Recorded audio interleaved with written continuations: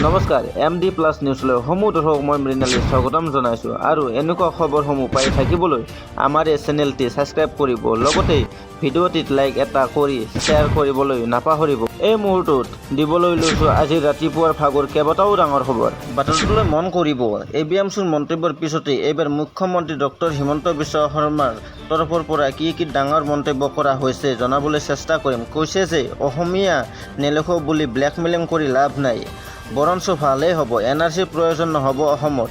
ABMCৰ blackmailing শেষ সকীয়নি দিলে মুখ্যমন্ত্ৰী ডক্টৰ হিমন্ত বিশ্ব শৰ্মাই। ABMCৰ ব্লেকমেইলক শেষ সকীয়নি দিলে মুখ্যমন্ত্ৰী হিমন্ত বিশ্ব শৰ্মাই। এইবিলাক পুৰণি ব্লেকমেইলিং কৰি উচ্ছেদ বন্ধ কৰিব নোৱাৰে বিজেপি চৰকাৰৰ, বৰঞ্চ নতুন পথহে বাছি ল'ব বিজেপি চৰকাৰে। 70% চৰৰ মানুহে যোৱাবাৰ লোকপিয়লতো মাতৃভাষা বঙালী বুলি লিখিছে। চৰৰ 30% এই লোকপিয়লত অসমীয়া বুলি লিখিছে। তাৰ ভিতৰত অসমীয়া ভাষী মুছলমানৰ সংখ্যা বেছি। বাহিৰাগত মুছলমানসকলে মাতৃভাষা বঙালী বুলি লিখিছিল। ইয়াত নতুনকৈ ব্লেকমেইলিং কৰিবলৈ একো নাই। আব্দুল খালেকৰ দৰে বিধায়কে লোকপিয়লত মাতৃভাষা বঙালী বুলি লিখিছে। গতিকে এইটোক লৈ হিমন্ত বিশ্ব শৰ্মা বা অসমীয়াক ভয় খুৱাই লাভ নাই। গতিকে মই অনুৰোধহে জনাইছোঁ, যি ভাষাতে তেওঁলোকে ঘৰত কথা পাতে তেওঁলোকে সেই ভাষাই লিখক। এইসকল লোকৰ ওপৰত অসমীয়া ভাষী লোক নিৰ্ভৰশীল নহয়। এইবিলাক পুৰণি ব্লেকমেইল কৰি অসমীয়াক বা আমাক ভয় খুৱাই লাভ নাই।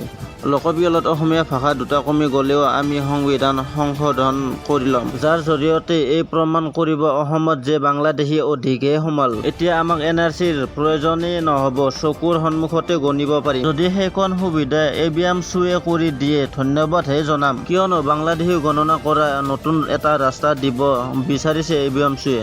গতিকে এইবিলাক ভয় হিমন্ত বিশ্ব নাখায়। উচ্ছেদ চলি আছে, চলি থাকিব।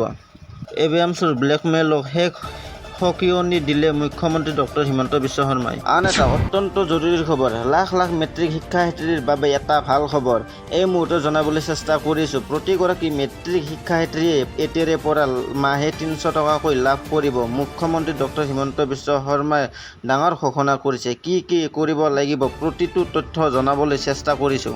ৰাজ্যৰ লাখ লাখ মেট্ৰিক পৰীক্ষাৰ শিক্ষাৰ্থীৰ বাবে ভাল খবৰ। মেট্ৰিক শিক্ষাৰ্থীয়ে প্ৰতি মাহে লাভ কৰিব 300 টকাকৈ। পুষ্টিকৰ খাদ্য আৰু পঢ়াৰ সামগ্ৰী তৈয়াৰ বাবে প্ৰদান কৰিব এই ধন। ৰাজ্যৰ 5 লাখ শিক্ষাৰ্থীৰ মাহে 300 টকাকৈ প্ৰদানৰ লক্ষ্য ৰাজ্য চৰকাৰৰ।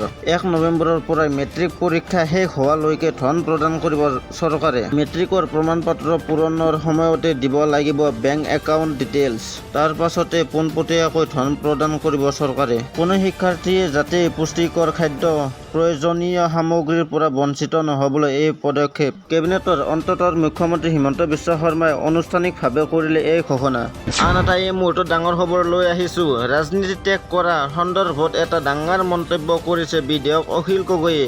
সংখ্যালঘু উচ্ছেদিতৰ কাষলৈ যোৱাৰ বাবে যদি মই হাৰিবলগীয়া হয় তেন্তে মই ৰাজনীতিত নাথাকোঁ, মই বিধায়ক হৈ নাথাকোঁ বুলি মন্তব্য কৰা দেখিবলৈ পোৱা গৈছে অখিল গগৈয়ে। হঠাৎ ৰাজনীতি ত্যাগ কৰাৰ সিদ্ধান্ত বিধায়ক অখিল গগৈৰ। সামাজিক মাধ্যমত ব্যাপক সমালোচনাৰ পাছতে মন্তব্য বিধায়ক অখিল গগৈ। কোনো দুৰ্গত মানুহৰ ওচৰলৈ যোৱাটো যদি ভুল হয় তেনে ভুল হাজাৰটা কৰিম। বিপদত পৰা মানুহৰ ওচৰলৈ গ'লে যদি হাৰিবলগীয়া হয় মই বিধায়ক নহয়, মই মানুহৰ বিপদৰ সময়ত থাকি মই মানুহ হৈ থাকিম। মই বিধায়ক হৈ নাথাকিলেও কোনো কথা নাই। মোৰ দৰে এনে সিদ্ধান্ত কংগ্ৰেছেও লওক, AIUDFেও লওক। সংখ্যালঘুৰ কাষলৈ কেৱল ৰাজনীতি কৰিবলৈ গ'লে নহ'ব, বিপদৰ সময়ত গৈ সংখ্যালঘুৰ হৈ মাত মাতিব লাগিব। ৰাজনীতিৰ দৃষ্টিৰে নহয়, মানৱীয় দৃষ্টিৰে চাব লাগিব সংখ্যালঘুক। হঠাৎ ৰাজনীতি ত্যাগ কৰাৰ সিদ্ধান্ত বিধায়ক অখিল গগৈৰ। আন এটা অত্যন্ত জৰুৰী খবৰ, ৰাজ্যৰ লাখ লাখ অংগনবাদী কৰ্মীসকলৰ বাবে এটা ভাল খবৰ আহি পৰিছে।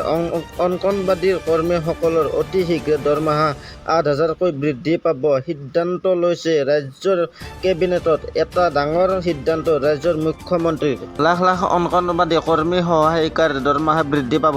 8,000 টকালৈ বৃদ্ধি হ'ল অংগনবাদী কৰ্মীৰ দৰমহা। কেন্দ্ৰীয় চৰকাৰ আৰু ৰাজ্য চৰকাৰ মিলি সৰ্বমুঠ 8,000 টকাকৈ দৰমহা পাব। ৰাজ্য চৰকাৰে সহায়িকাসকলৰ দৰমহা বৃদ্ধি কৰিলে 750 টকা দৰমহা।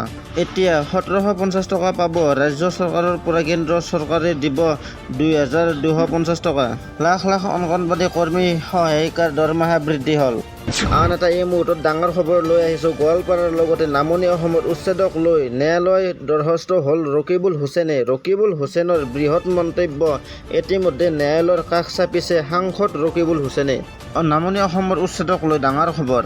ন্যায়ালয়ৰ দ্বাৰস্থ ৰকিবুল হুছেইন। উচ্ছেদক লৈ নিজাববীয়া গোচৰ ল'বলৈ পত্ৰ প্ৰেৰণ ৰকিবুল হুছেইনৰ। আদালতে উচ্ছেদক লৈ দিয়া শুনানি পঢ়ি শুনালে সাংসদ ৰকিবুল হুছেইনে।